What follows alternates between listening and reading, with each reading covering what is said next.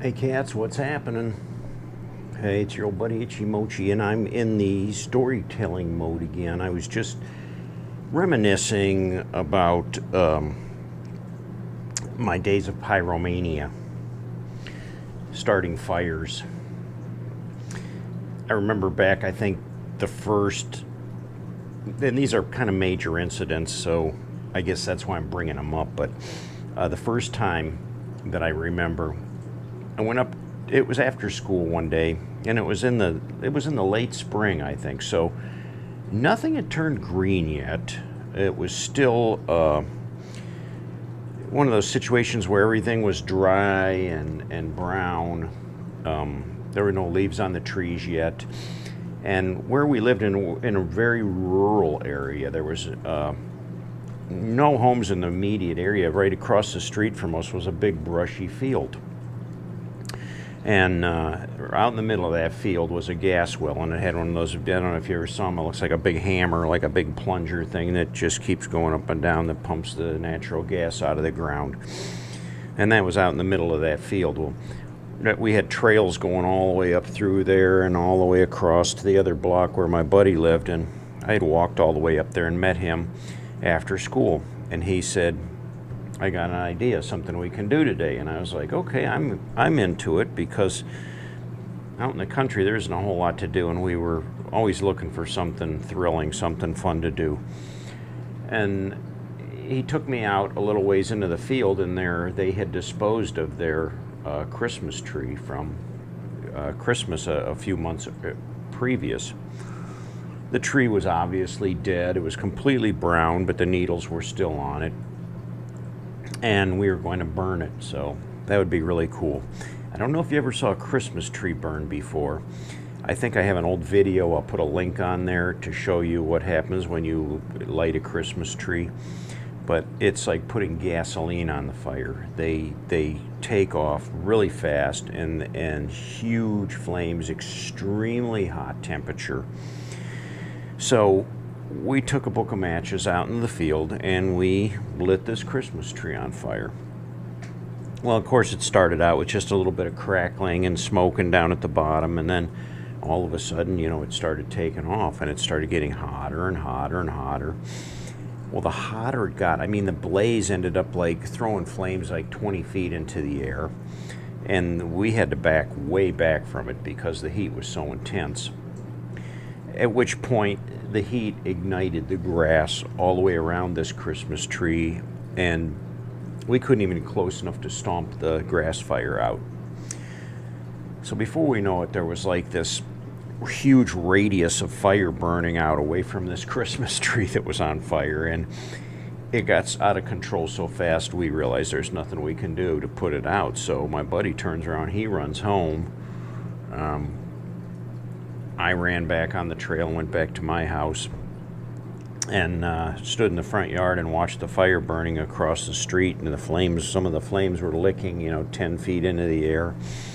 It was a pretty good brush fire, and the fire was kind of moving eastward right towards the gas well. So I was a little nervous, I was a little scared, and within minutes you could hear the fire trucks coming. Someone called the fire department, and sure enough, all the fire trucks showed up, and I don't know, within 15-20 minutes they had the fire pretty well contained. Kudos to them. They knew what they were doing, and they got it out really quick before it got completely out of control into the gas well. But of course, it wasn't long after that where there was a knock at the door, and the fire captain came to the door, and it was one of those ploys where we already talked to your buddy, so we already know the story. We just want to hear it from you. So, not really knowing what my buddies told them, I pretty much had to spill the beans and tell the truth what we did. We lit the Christmas tree on fire. So at that point, we just got, a good scolding and our hands slapped. And that was the end of that story. So, but we played with fire all the time when we were kids. We liked to build fires. We liked to burn things. We liked to melt plastic. It wasn't long after that the barn caught on fire. At the time, I wasn't sure how that happened, but the barn was burning, and the fire department was called. So the fire department showed up, and they dragged their hoses out, and they had their hoses going around in the barn and stuff. Well, again, my buddy was there, and we always snuck into the barn to smoke cigarettes. And we had this mason jar that was like half full of cigarette butts, and we had it stuck up in the rafters of the barn. And my buddy tells me, he says, you know, that jar of cigarette butts is in there, and the fire marshal's going to find that, and he's going to know that that was probably what burned the barn down. Without giving it a second thought, I ran around behind the barn, and the barn door was partially open. The hose was going in through the door, and the smoke was billowing out of the doorway.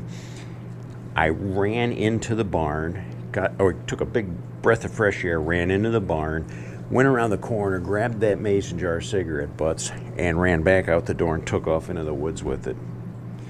I don't know what the firemen thought. I'm sure they were looking at me like, what the heck is that kid doing? Not a word was said, though. They got the fire out. It really didn't do a lot of damage to the barn. The fire was somewhat contained. Come to find out later, it was my little brother that they were in there playing with matches, and they had lit some straw on fire and caught the barn on fire. So, but the fire marshal's report was that someone must have been burning trash in the area, and a spark must have flown into the window and caught the straw on fire, and that's what caused the fire. So none of us boys got in any trouble for that. And then it was later on in my life when I built this house. We had to clear all the woods around here. It was all brush and trees, saplings. So we cut down hundreds of little trees and piled them up in big piles, and piled them all in the backyard there. And it was a Sunday afternoon. It was a sunny Sunday afternoon, and it was like 90 degrees. It was very hot. My son and I were the only ones here, and at the time my son was like 12 years old. And I decided to light the brush pile on fire. Well, that brush pile took off like a raging inferno. I mean, literally raging. And the flames leapt like 35 feet into the air, and it was so hot we couldn't even get close to it. Of course, it was a real hot day to begin with. Well, just like the other fire, it caught the grass around the area on fire, and before we could even get close enough to stomp that grass out, it was like a 50-foot radius around this burning brush pile. So we had shovels. My son and I both had a shovel, and we tried to beat on the fire and put it out. We'd get it pretty much put out over here, and then over here behind us it would light up again and start blazing. And it kept working its way up this way towards this big brush field, where if it would have got into that brush field, it would have really taken off and gone right towards a bunch of houses over on the next street. So I was really, really concerned about that. We fought that fire for at least an hour, beating on it with shovels, stomping on it, trying to put the flames out. And you'd think you had it out over here, and it would burst up over on the other side, and we'd run over there and get that out, and then it would reignite over where we had just put it out. And I ended up getting like heat exhaustion. I just couldn't do it anymore. So I went a little ways up, and I just sat down under this tree. I mean, I was done. I was literally done. My body was trembling. I was so weak and so tired, so hot. We had a gallon jug with maybe about a cup of water left in it, and I had tried to sip on some of it, but I wanted to make sure I had some for my son too. He stayed with the fire and just kept fighting it with this shovel all by himself, and the fire got closer and closer to where I was. It's working its way up to the brush field, and somehow miraculously the wind died down a little bit, and my son was able to get the rest of the fire completely put out. The fire had come within like about 15 foot of where I was sitting under this tree. And he came over and sat down, and I gave him the last cup of water. We shared it together. And I think we just sat there exhausted for a good half hour, just trying to regain our composure. Anyway, that was the end of the work for that day.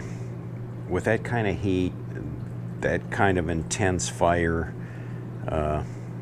it takes everything out of you. I wouldn't want to be a firefighter. Hats off to those guys that do that stuff every day. Some of them die doing it. In all of the cases that I just told you about, it was all stupidity on my part. If I was going to burn a brush fire, I probably should have waited for a rainy day or a day when there was no wind, maybe a day that wasn't so hot and dry.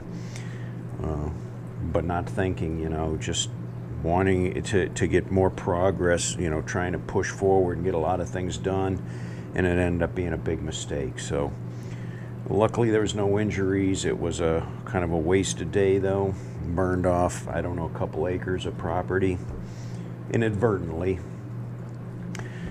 So those are my pyro stories for today. I'm not into that so much anymore.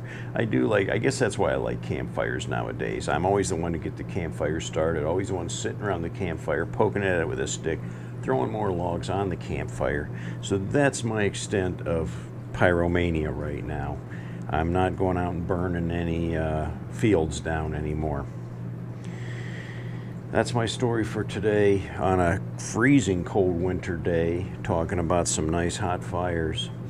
We got a good fire going in the wood burner. It's nice and toasty in here. So until next time.